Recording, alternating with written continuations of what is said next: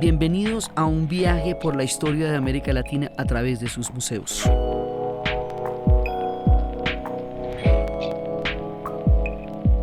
Patrocinado por Boston Scientific, avanzando la ciencia en pro de la vida.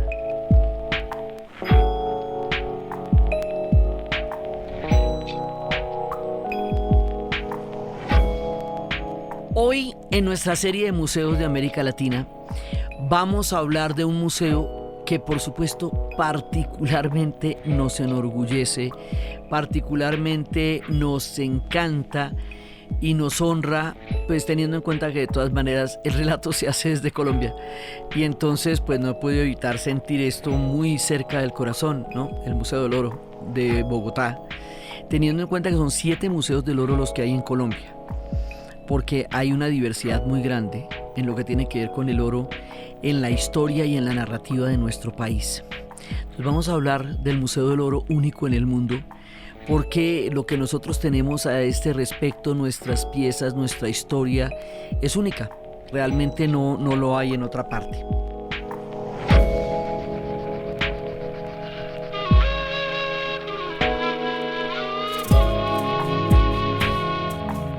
La palabra música quiere decir ser gente, gente.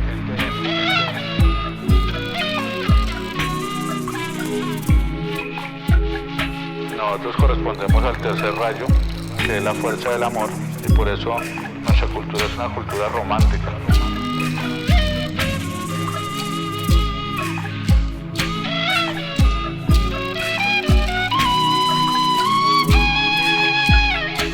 De contemplación, de armonía, de paz, de tranquilidad.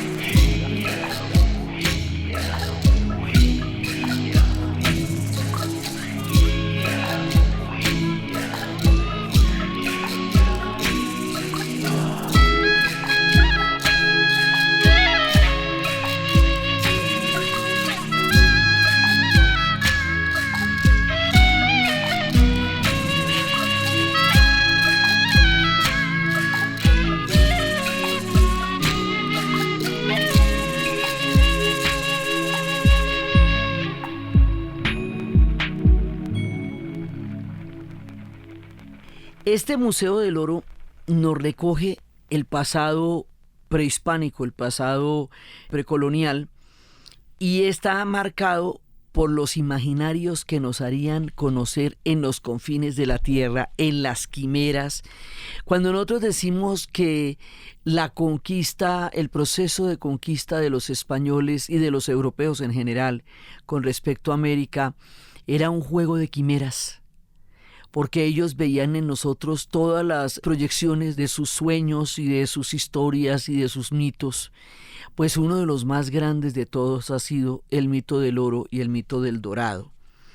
Entonces, eso se vuelve uno de los mitos épicos de nuestro continente. Y a pesar de que se busque en muchas partes las 7 ciudades doradas de Cibola, a pesar de que se haya buscado hasta en Iguazú, en todo lado lo estuvieron buscando, el mito se conserva con mayor valor en Colombia, alrededor de la laguna de Guatavita, inspirando en la historia del cacique que era bañado en oro, en el momento en que se internaba para ser nombrado cacique en la laguna, totalmente cubierto de oro, y ese oro se iba al fondo de la laguna. Y ahí, digamos, es lo que va a inspirar como ese mito que va a inspirar obras literarias, películas, poesías, canciones de rock, álbumes así de grupos ingleses como Electric Light Orchestra, hasta el anime es japonés. O sea, esto, digamos, recorre y traspasa culturas de las más diversas, narrativas, artes, geografías, formas. Todos de una u otra manera han oído hablar alguna vez del dorado. Este mito va a ser llevado al extremo de la narrativa por la conquista española, porque cuando lo encontraron, cuando venían detrás de los rastros del dorado, venían detrás de los rastros de un montón de tesoros que además van a tener una cosmovisión muy diferente, porque para los españoles que vienen en la época del pleno capitalismo mercantil, donde el oro va a ser el símbolo de la riqueza, pues venir a encontrar oro a estas tierras va a ser uno de los objetivos fundamentales de todo el proceso de conquista. El otro sería la evangelización. Pero el tema del oro era un tema central porque para ellos era lo que justificaba toda la empresa en ese momento, pues tanto que después, mucho tiempo después, cuando el oro se convirtió en un rasgo fundamental de la historia de nuestro país, porque los peruanos tienen la plata, los mexicanos tienen la plata, las minas de Guanajuato, de Zacatecas, de Potosí, pero el oro venía de acá. Tiempo después, los portugueses le rezaban a Dios que, siendo ellos católicos y teniendo ellos el mismo papa especificado por Tordesillas para distribuir la colonización portuguesa de la española, ¿por qué Dios le había dado el oro a los españoles y no a los portugueses? Entonces ellos tiempo después van a emprender unas expediciones impresionantes a ver si a ellos también se les concede el oro, y lo van a encontrar en el cerro de Itacolomí, en Minas Gerais, y eso los convertirá en uno de los momentos de mayor reverdecimiento del imperio portugués a propósito del oro en el mundo, y tienen una ruta que es la ruta del oro. Pero antes de que pasara todo eso, antes de que el imperio portugués también tuviera una narrativa áurea, y un poco también como William Ospina nos define que este delirio áureo nos cuenta también en El País de la Canela y en Ushuaia cómo nos ha costado también tiempos de dolores en medio de esa búsqueda frenética, pues todo eso va a marcar nuestro mundo. Entonces, la leyenda del dorado en los relatos españoles aparece en la Historia General y Natural de las Indias de Fernández de Oviedo en 1535 a 1548 después de Cristo. Más tarde la va a documentar más detalladamente Juan Rodríguez Freile en 1636, que afirma que los detalles de la ceremonia del cacique, todo envuelto en oro, le habían sido contados y referidos a él por el último gobernante de Guatavita. Y una de las representaciones más antiguas viene de la leyenda del grabado en 1599 de D.C. Theodore de Brie, que muestra dos ayudantes aplicando oro al cuerpo de un tercer individuo, que es lo que da forma al mito. Entonces ese grabado ratifica la búsqueda de este mito tremendo. Entonces esto impulsaba a los españoles en la sed de riquezas. Eso hacía que hubieran tenido como objetivo explorar el norte de Sudamérica para encontrar oro, fundirlo y enviar la mayor cantidad posible de regreso a Europa. Y así hubo una asociación entre la antigua Colombia y el oro, que se reflejaba como en la elección que en un tiempo el rey español hizo que a esto de territorio lo llamaran Castillo de Oro. Ahora, este tema de fundir el oro, pues debió haber sido una cosa muy, muy, muy agresiva, porque las comunidades indígenas, nuestros pueblos ancestrales, veían en el oro un objeto sagrado, de culto, de ceremonia. No, pues ellos no estaban en la era del capitalismo mercantil, ni estaban desarrollando una política imperial a la escala que en ese momento estaba sucediendo en España, Portugal, Francia y la Gran Bretaña. No es esa su historia, ni su narrativa, ni esa su intención. Por lo tanto, el oro para ellos no significaba eso. El oro para ellos era la preciosura, el arte, era votivo, era ofrenda, era encuentro con la divinidad, tenía un sentido y una cosmovisión poderosa, enaltecedora, de honra, de linaje, digamos, tenía un significado completamente diferente. Entonces, fundir una pieza de estas, hecha con un arte tan absolutamente exquisito, debió haber sido una de las cosas más violentas que ellos debieron ver dentro de toda la violencia que recibieron por cuenta del oro. Cuando uno ve con qué detalle las piezas se reparan, con unas reparaciones sutiles para proteger todo el arte de la pieza, cuando uno empieza a ver cómo se hacen, empieza a ver cómo el platino se utilizaba. Los europeos no sabían cómo utilizar el platino, lo botaban, no sabían que eso podía liarse para darle fuerza a la lámina de oro, la manera como se martilla el oro, la manera como se va a reflejar desde las más sutiles de las formas, como puede ser un anzuelo para pescar, hasta los pectorales más grandes e imponentes y hasta pequeñas réplicas de muñequitos que tienen los mismos pectorales puestos en ellos mismos, como una manera de replicarnos en pequeño lo que era la grandeza de un cacique, la diversidad de todas estas piezas, porque una de las cosas que nosotros vamos a ver es que somos absolutamente diversos. Y el hecho de que no hubiera aquí un imperio centralizado, fíjese que muchas veces ha habido como una nostalgia en el relato de un imperio, de un poder central, jerárquico, hegemónico, como los incas, como los mayas, como las aztecas. Esa no es nuestra historia, nunca hubo tal poder. Nuestra historia es una historia de diversidades, de geografías y de culturas. De tal manera que no hay una unificación de relato en nuestras piezas y en nuestra estructura de oro, y eso lo hace particularmente hermoso porque le da una diversidad tan plural y tan enorme como nosotros mismos lo somos. Pueblos diversos, y en esa diversidad está realmente nuestra riqueza, más que en la búsqueda de un relato hegemónico que nunca termina de calzarnos, porque lo nuestro es la diversidad, y eso es lo que se ven en esta enorme cantidad de piezas maravillosas de arte, de ceremonia y de cosmogonía que son las que están contenidas en el Museo del Oro. Entonces, esto es una narrativa desde la diversidad, no desde la cohesión imperial, como lo sucedió a nuestros hermanos en el sur y en el norte. La búsqueda del dorado nunca cesó. Desde Sir Walter Raleigh, en las grandes épocas de isabelinas de la reina Isabel I, hasta los exploradores del siglo XX, que durante siglos organizaron extravagantes y terribles expediciones para encontrar el dorado y sus riquezas, pero ninguno tuvo éxito. La última fue de una compañía inglesa en el siglo XX, a comienzos del siglo XX. En 1909 buscaron drenar la laguna de Guatavita para encontrar el oro, pero afortunadamente no tuvieron éxito. Entonces, bueno, ¿por qué situamos la leyenda en Guatavita? Porque la leyenda de El Dorado se asoció con los reyes legendarios del pueblo Muisca o Chibcha, que poblaron la cordillera oriental de la actual Colombia desde el año 600 hasta el año 1600 después de Cristo. Y el nombre está especialmente asociado a la coronación que se realizaba para los grandes caciques en Guatavita, en el norte de la actual ciudad de Bogotá.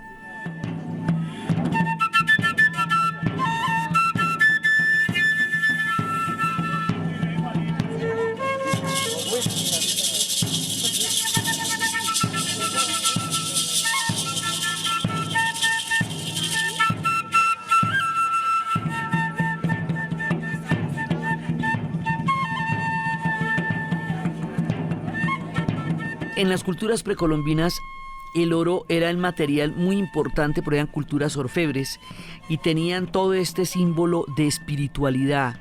El oro era espiritualidad. Muchas veces en intercambio comercial se hacía más en términos de sal, mantas de algodón, otro tipo de materiales, pero el oro para ellos era espiritual, era incorruptible, era la representación del Padre Sol, era la fuerza del brillo de la vida.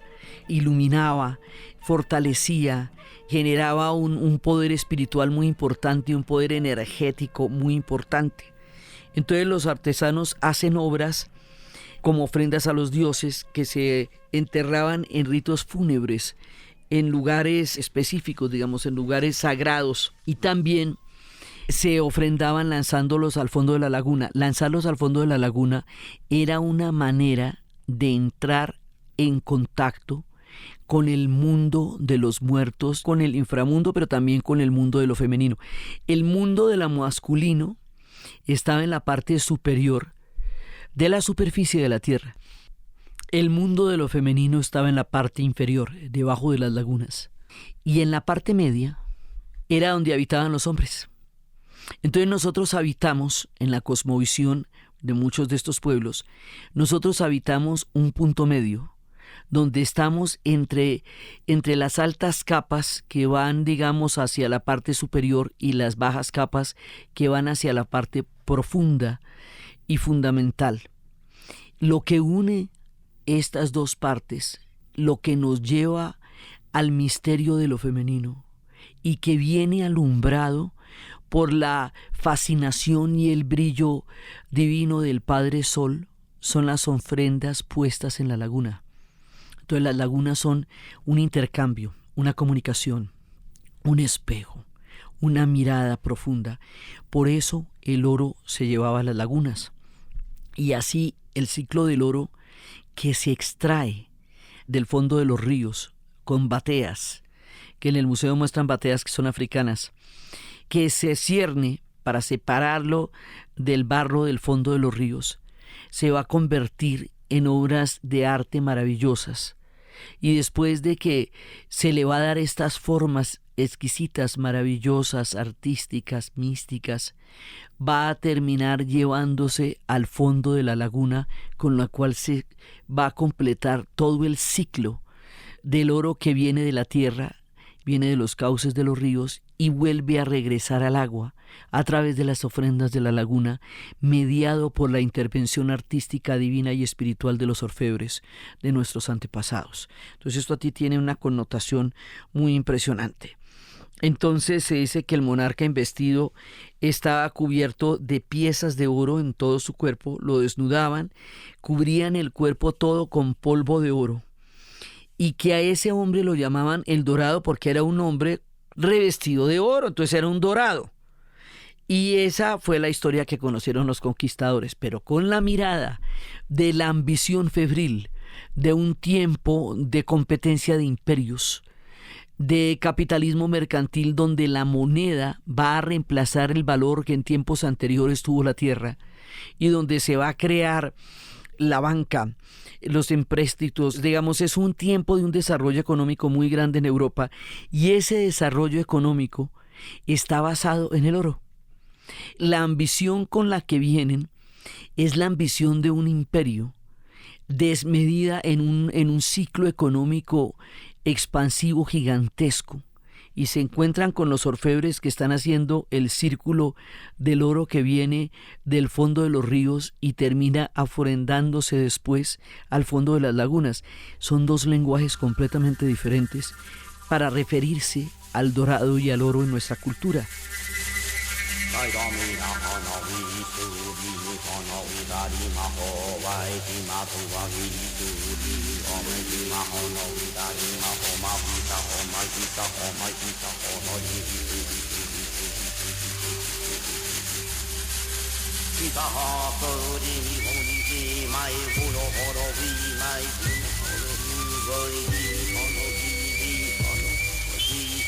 Entonces, también hay dos piezas absolutamente impresionantes de este ritual, que son las famosas balsas muiscas. Una está en el Museo del Oro, pero la primera fue encontrada en las cercanías de la laguna de Siecha, a mediados del siglo XIX, ahí fue donde se vio por primera vez, pero esa se la vendieron a un museo en Alemania, y resulta que cuando iba para los museos de Berlín, el barco donde iba, la balsa, se quemó, y entonces la balsa se quemó con el barco y nunca llegó a su destino, que era el exilio de nuestro patrimonio, que es también parte de lo que pasa con nuestros museos, y entonces pues nunca llegó allá, se incendió en Bremen. Y la segunda balsa fue encontrada en Pasca en 1969 y era una obra de orfebrería impresionante que reflejaba el ritual de la coronación al que hacemos referencia, y que es uno de los baluartes más importantes de la narrativa de nuestro pasado indígena y la construcción de la identidad colombiana a partir de esto.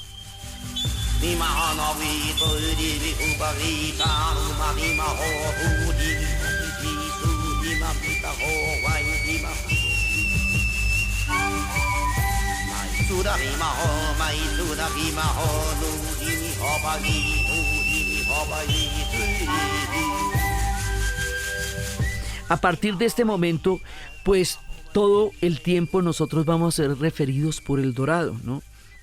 Y eso va a empezar a crear la historia del museo mismo.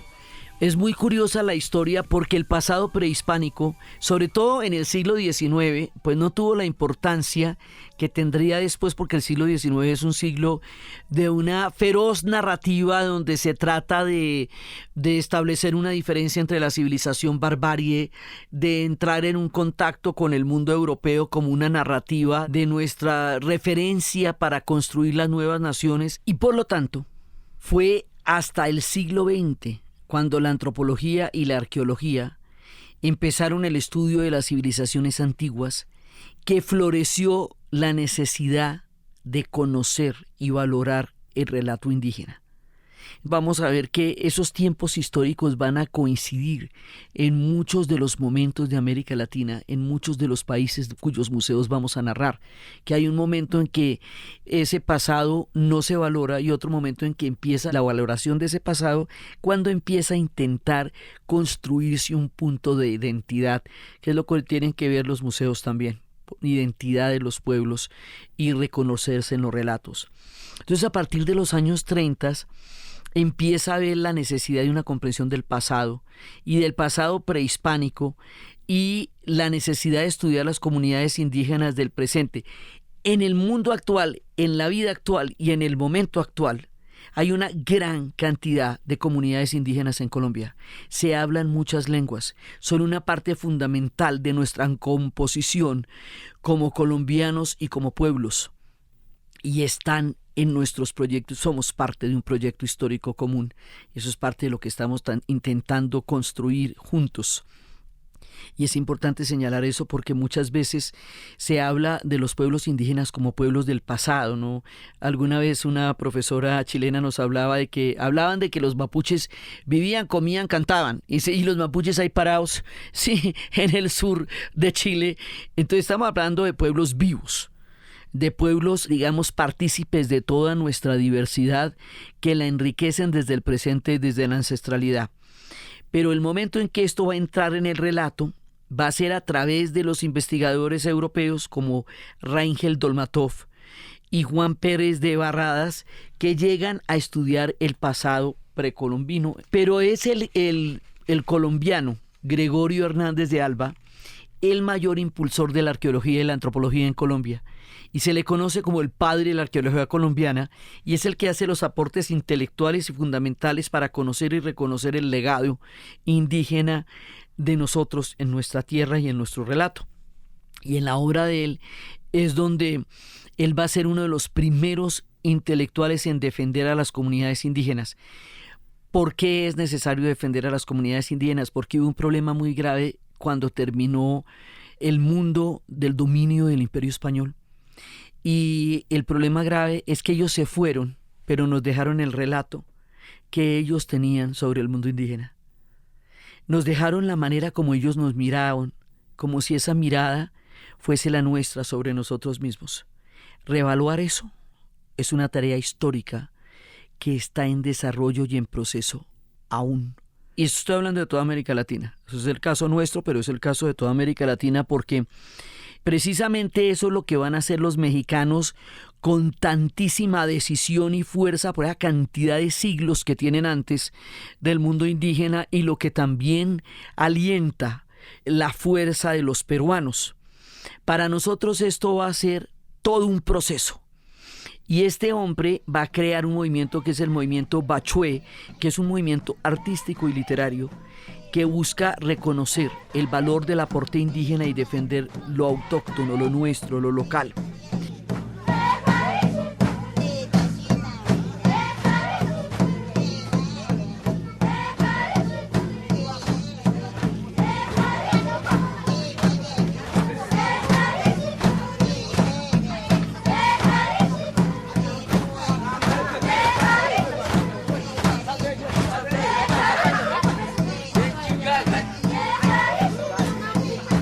Entonces, necesitábamos un nivel de mirada y de relato de nosotros como pueblo para poder vernos de una manera diferente a como nos dejaron el legado de mirarnos a través de las historias de los otros. Entonces, Hernández de Alba fue además del arqueólogo, el que redescubrió ni más ni menos que las estatuas de San Agustín y el complejo de Tierra Adentro, que es uno de los complejos arqueológicos más poderosos, y no solamente es el hito de la arqueología en Colombia, sino que es el de la identidad nacional y es el que le da todo el peso del valor al pasado indígena. Ese descubrimiento de estas investigaciones le van a valer el reconocimiento de Paul Rivet, con quien en 1941 fundó el Instituto Etnográfico Nacional. Y eso, digamos, hasta donde vamos, porque todavía hay muchísimos descubrimientos por hacer, mucho por entender, por encontrar. El proceso fue parte de un proyecto moderno de nación. La idea de construir una identidad, nosotros siempre nos la pasamos tratando de construir una identidad, no es tan claro para nosotros aún ahora. Entonces, la búsqueda de esa identidad que estamos todavía en proceso de hacer y que cuando la logremos tiene que ser desde la diversidad, porque es lo que fundamentalmente nos caracteriza, empieza por incipientes estudios sociales que empiezan a hablar del papel de la recuperación del origen nacional y de la construcción de una identidad propia que valorara lo nuestro. Y también es importante mencionar, y esto no es chévere, pero también es una parte de esto, que es la guaquería, que es el impulso, nosotros llamamos guaquear, el saqueo de tumbas y tesoros indígenas que están en la tierra. Según la ley, todo cuanto esté en la tierra y todos los tesoros que existan del mundo indígena son de todos los colombianos. Eso es patrimonio nuestro, a todos nos pertenece. En la guaquería, esto fue también un impulso frenético de saquear todo eso y empezar a venderlo. Y ahí, bueno, alrededor de eso hay cualquier cantidad de historias, porque dicen que donde hay huacas asustan y hay mitos que se ven y luces que se prenden y eso significa que ahí hay una huaca. Bueno, y hay toda una cantidad de leyendas sobre encuentros fortuitos de tesoros que llaman huacas.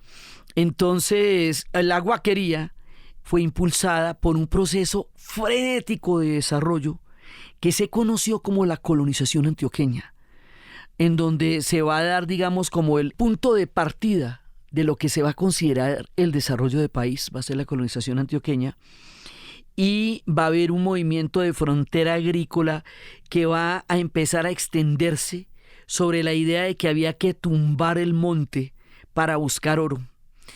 Estas dos cosas van a llevarnos a una guaquería generalizada, pero esta guaquería tiene el problema de que no valora como legado lo que está encontrando, sino la fortuna del oro que se puede vender ya no se fundirá, pero se venderá para adquirir inmensas cantidades de dinero dentro de el valor incalculable de todas estas piezas. Entonces, para empezar a cambiar esta idea del paradigma del oro como riqueza que nos es heredada también de esas frenéticas tiempos del delirio áureo de los españoles, empiezan a darse los primeros atisbos del Museo del Oro, que venían de un lugar completamente distinto, y es también en los años 30. En los años 30 empezamos a crear proyectos de naciones de una manera coincidente y simultánea en muchos países de América Latina. El recién fundado Banco de la República empieza a adquirir piezas de oro precolombinas más como una reserva económica que como una museografía, pero empieza a adquirirlas, digamos, empieza a tener un lugar donde estas piezas van a ser compradas por alguien en nuestra nación y no van a ser colecciones privadas de personas de acá o de museos o de sitios de otras partes. Entonces, las directivas del Banco de la República reconocen el valor histórico y artístico de todas estas piezas más allá del valor económico. Y en un comienzo, las piezas estaban expuestas en las oficinas de las directivas del Banco de la República y de los vestíbulos donde recibían a las personas importantes.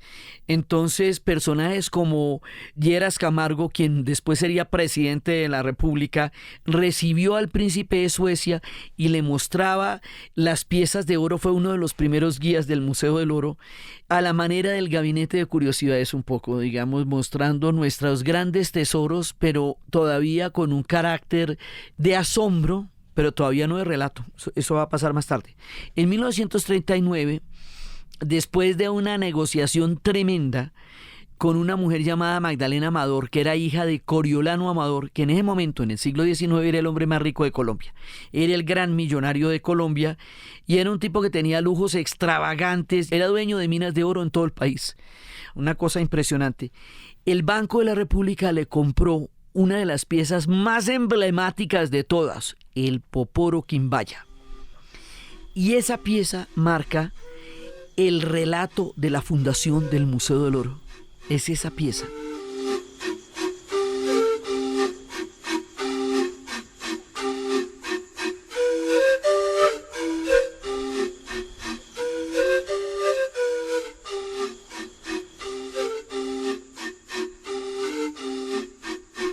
Un poporo es un recipiente ritual donde se guarda la cal y la hoja de coca para los rituales de comunicación, de entendimiento, de puesta en común, de visión, de lucidez dentro de la cosmogonía de las comunidades indígenas. Entonces había uno de estos, pero hecho de la manera más bella, es una cosa absolutamente impresionante. Y esa va a ser la primera pieza que va a fundar el ícono de nuestra identidad nacional, que es el Museo del Oro. Entonces, a partir de 1941 y durante toda la década, el banco va adquiriendo cientos de piezas, pero hay un momento que ya no se pueden guardar en las oficinas de las directivas porque ya no aguantan. Entonces pasan a ser parte de la bóveda del subsuelo del edificio y ya ahí en ese momento pueden empezar a ser vistas por el público, ya no solamente por aquellas distinguidas visitas, sino ya el público puede entrar allá y empiezan a tener una colección ya con una intención museográfica, ya no solamente interesante o asombrosa, sino museográfica, ya con una intención de relato. Pero solamente hasta la década de 1960 es que se comisionó la construcción de un edificio para albergar todas esas piezas, que en ese momento ya eran miles. Entonces Germán Samper fue el arquitecto que diseñó el edificio, que es la clave de un momento de la modernización en Colombia y de la modernización de la ciudad de Bogotá. Entonces, esto está situado en el Parque Santander y al lado se diseñaría el edificio de Avianca, en el costado norte del Parque de Santander, y está el edificio del Banco de la República y está el Museo del Oro. Este es un cuadrante dentro del centro de Bogotá, en donde se va a dar un momento importantísimo de la modernización de la ciudad y de la narrativa de la ciudad, que también vamos a ver como muchas veces los museos en nuestras historias coinciden con el momento en que uno de los países o las ciudades que vamos a estar narrando durante la serie se proyectan sobre una modernidad y sobre un relato importante. Los museos también son una apuesta de valoración, de identidad y de empoderamiento de relato de los pueblos. Eso es una de las cosas que tienen tan interesantes, por la cual a mí me gustan tanto los museos, porque no solamente me dicen lo que el museo me dice, sino lo que quiere decir ese país cuando lo construyó. Cuando estábamos hablando en el Museo Antropológico, que al mismo tiempo que se construye el Museo Antropológico, se está construyendo el Estadio Azteca y la Universidad, la UNAM, pues eso ya son palabras mayores. Aquí estamos en una apuesta de país. Y es también por esa época, en la era de la modernización de Colombia, que el oro va a jugar un papel muy importante en la manera como nos nombramos a nosotros mismos. Porque va a empezar a construirse la Avenida del Dorado. Y la Avenida del Dorado es una autopista moderna que deja atrás las calles coloniales. Y la Avenida del Dorado, ¿dónde desemboca? En el Aeropuerto Internacional El Dorado, que es como se llama el aeropuerto de Bogotá, la capital de Colombia. Entonces fíjense que toda la narrativa que empezamos a hacer como ciudad empieza a denominarse por El Dorado. O sea, nosotros también incorporamos el mito para tomarlo como referencia de nuestra propia denominación de ciudad y de país. O sea, el aeropuerto más grande, que hoy por hoy es bastante grande, es el aeropuerto de El Dorado. ¿Y cómo llega uno allá? Pues a través de la Avenida El Dorado. Entonces esto fortalece el poder de la leyenda entre nosotros mismos. La idea era, en ese momento, pues ya, sobre todo el avance del relato, hacer el Museo del Oro, que estaba en la sintonía de un relato de nación a partir del oro, y era hacer del Colombia el país del oro, es decir, el dorado.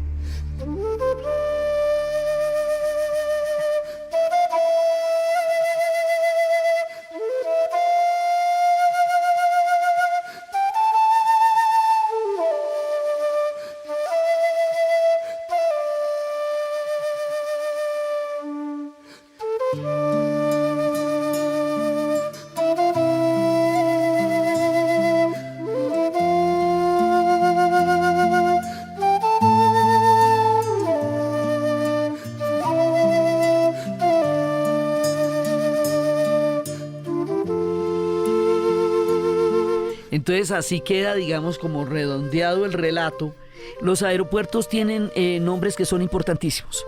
Digamos, el aeropuerto de Belgrado se llama Nicolás Tesla, lo que genera un debate tremendo porque Nicolás Tesla nació en Serbia para los serbios, nació en Croacia para los croatas porque en ese momento eran parte del Imperio Austrohúngaro, y en los Estados Unidos dice que finalmente toda su obra se hizo allá.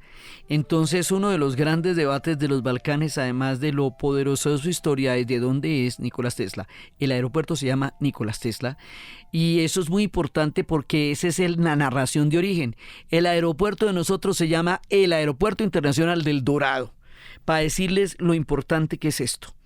Entonces, la narrativa del museo va cambiando desde las épocas del Gabinete de Curiosidades, donde los extranjeros y los ilustres visitantes se sentían asombrados por estas piezas maravillosas, y luego empiezan a buscar el valor artístico, la elaboración, la comprensión, los procesos sumamente importantes, y la arqueología va profundizando en estas miradas, y por lo tanto el museo ha tenido, como muchos, con los museos que vamos a narrar muchas veces aquí, cambios de narrativa.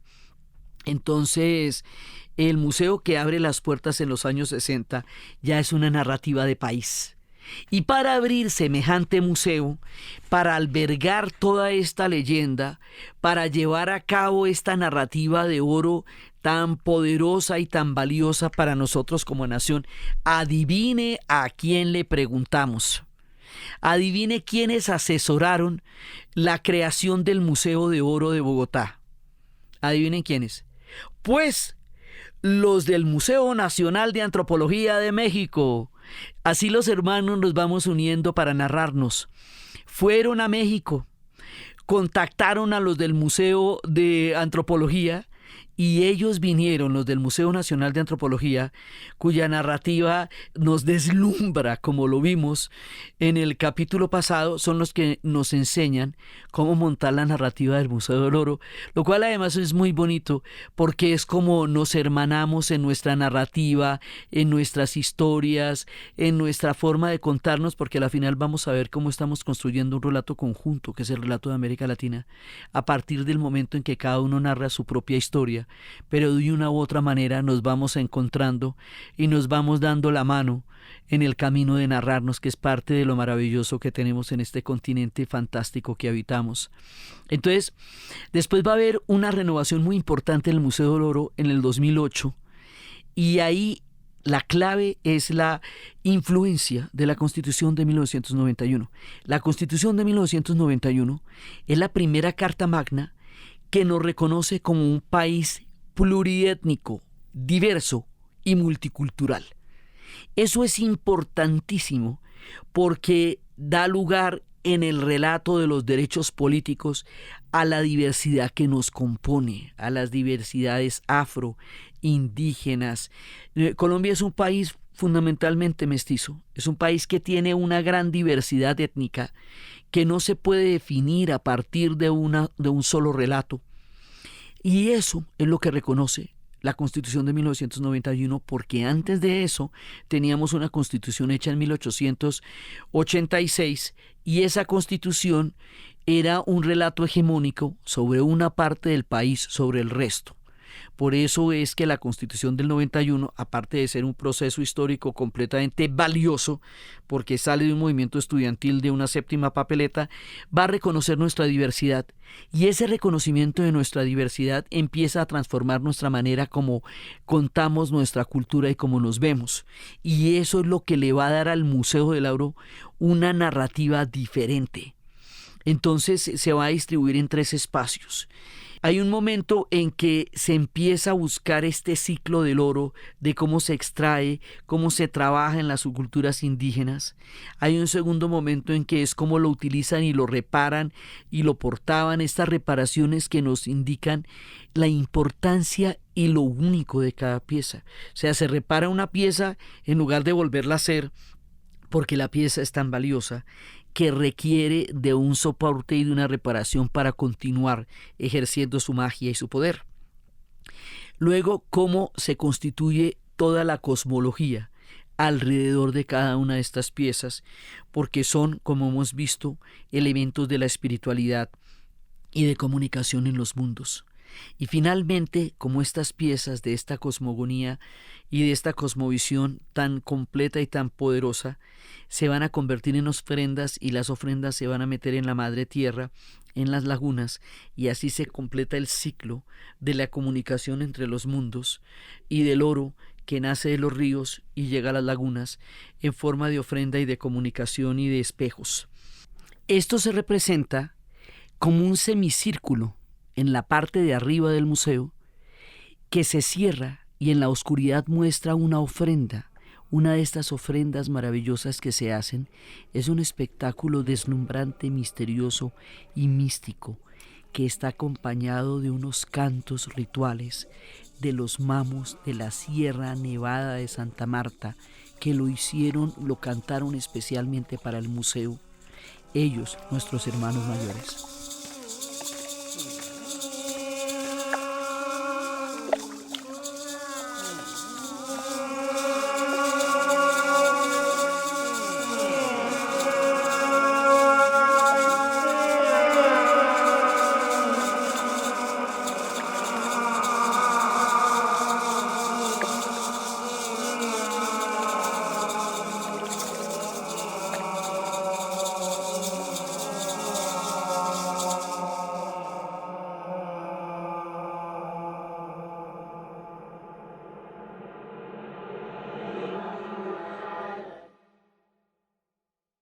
Entonces, esto se fue desarrollando a través de un recorrido por las principales culturas de orfebres. No quiere decir que sean las únicas, hay muchas más, pero estas son como las más importantes. Son las culturas de los tiempos precolombinos en Nariño, Tumaco, Yotoco, Magdalena, Calima, Tolima, Tayrona, Quimbaya, Muisca, Guane, entre otros, lo que en el mapa nos da una idea absolutamente poderosa de la diversidad. Si esto se pone sobre el mapa de Colombia y si se miran las geografías tan absolutamente diversas, porque la diversidad de nosotros empieza por la geografía. 4 horas de carretera en Colombia a usted se le aparece todo. Se le aparecen los valles, las montañas, los ríos, los valles interandinos, los nevados, los páramos. Yo he hecho el experimento, de verdad. 4 horas de carretera en cualquier otro país del mundo y les puedo decir que no se ve la diversidad que se ve de pisos térmicos que nosotros atravesamos en las 3 cordilleras que nos cruzan, o en los enormes llanos que quedan una vez que terminan las cordilleras. Entonces, si usted pone el mapa de las culturas áureas sobre el mapa de nuestra geografía, le va a dar esa diversidad absolutamente maravillosa y caleidoscópica que nos caracteriza como nación y que se ve reflejada en el oro. Entonces, lo más importante del Museo del Oro, y sobre todo en la actualidad cuando estamos viendo ya en los cambios de la museografía, no tanto el valor de la pieza, sino el valor relacional de la pieza con la cultura y con el relato de sociedad que la pieza nos da a nosotros. Eso es, digamos, la nueva museografía que también está muy en boga en Egipto. En Egipto ya no hacen tanto énfasis en las piezas que son tan absolutamente sobrecogedoras de la cultura egipcia, sino en el relato a partir del cual eso nos da una información sobre un pueblo, una época, un tiempo, un espacio y unos habitantes. Entonces, el Museo del Oro se sitúa también dentro de la vanguardia de la museografía actual, que es una transformación de la mirada que va más allá de la pieza. Nos habla de la diversidad de una Colombia que desde tiempos ancestrales se caracteriza por una multiculturalidad, por una gran diversidad, y que es ahí donde está nuestra riqueza. Nuestra riqueza no está en los discursos hegemónicos, ni en las nostalgias imperiales que nunca fuimos, ni en la idea de que una cultura se puede imponer sobre las otras imponiendo sus valores sobre toda la diversidad y la heterogeneidad de las otras. Nuestra riqueza está en el reconocimiento de nuestra diversidad, y eso es lo que vemos en el Museo del Oro, y ahí está nuestra construcción de identidad, que es lo que estamos haciendo y es para lo que sirven los museos también, para construir identidades y memoria. Son 7 museos del oro los que hay en Colombia, porque pues la diversidad es tal que no lo podemos restringir solamente a uno, que sería un único relato. Entonces, desde la diversidad, desde toda esa narrativa múltiple, desde la creatividad increíble, porque al no estar sujetos a un orden hegemónico, no había una especie de estandarización del arte, de cómo se debía hacer en un periodo o en un tiempo. Digamos, cuando usted está en una narrativa imperial, la narrativa imperial deja un sello. Entonces las piezas de esa época, por decir algo de la dinastía Ming o de la dinastía Song en la China, se caracterizan porque tienen tal tipo de formas que son propias de esa dinastía y de ese periodo. Nosotros no tenemos esa narrativa. Entonces la gente no tenía que hacer unas piezas que estuviesen en consonancia con un imperio o con un periodo específico. Por lo tanto, cada cual hizo lo que tuviera la mayor libertad de creatividad. La diversidad nos hace inmensamente creativos y nos da una libertad de imaginación y de creación tan grande que nos permite narrarnos desde múltiples perspectivas y que hace que una narrativa no se pueda imponer sobre los demás, porque es en lo múltiple en donde reside la riqueza. Y eso es lo que vemos en el Museo del Oro, y esa es parte de la narrativa que queremos contar de los colombianos a través del Museo del Oro, en nuestro recorrido mágico y maravilloso de la historia de América Latina a través de sus museos. Entonces, desde la Balsa Muisca, el Poporo de Quimbaya, el Gabinete de Curiosidades para visitantes ilustres del Banco de la República, desde el Dorado, desde la Quimera, desde nuestros ancestros, desde la espiritualidad, desde el diálogo con lo femenino de la tierra a través de la ofrenda, a los tesoros de los finales de la laguna, desde el ciclo de la vida del oro que sale de las orillas de los ríos, se transforma en arte, se transforma en espíritu y se entrega luego de una manera votiva para entrar a dialogar con la tierra y con lo femenino, desde el delirio áureo y desde la manera como todo esto nos ha denominado a lo largo de la historia y de los tiempos en la narración de Ana Uribe. Y para ustedes, feliz día, cualquiera que se desee.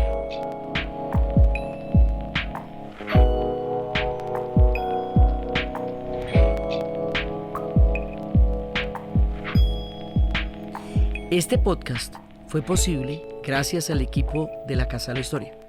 Diana Suárez, Milena Beltrán, Arturo Jiménez Viña, Daniel Schwartz. Grabado en Los Gatos Estudio.